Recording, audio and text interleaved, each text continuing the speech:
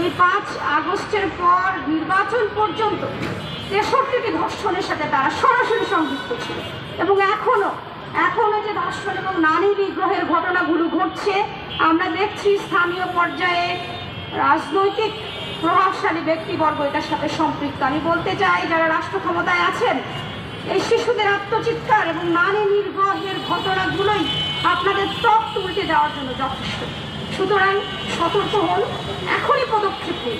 আমরা গ্রেপ্তার চাই না, শুধু গ্রেপ্তার জনগণকে বুঝ দেওয়ার জন্য তড়িঘড়ি করে গ্রেপ্তার আইওয়াশ আমরা চাই না। আমরা চাই তাৎক্ষণিক বিচার।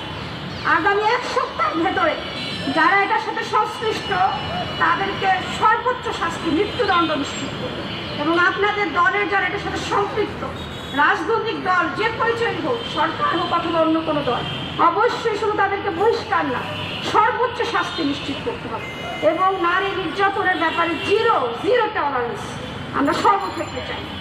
এটাই আজকের এই সমাবেশ থেকে, এই মানববন্ধন থেকে পুরো জাতির কাছে আমাদের প্রত্যাশা, সরকারের কাছে, প্রশাসনের কাছে প্রত্যাশা। সবাইকে সালাম, আসসালামু আলাইকুম ওয়া রাহমাতুল্লাহ।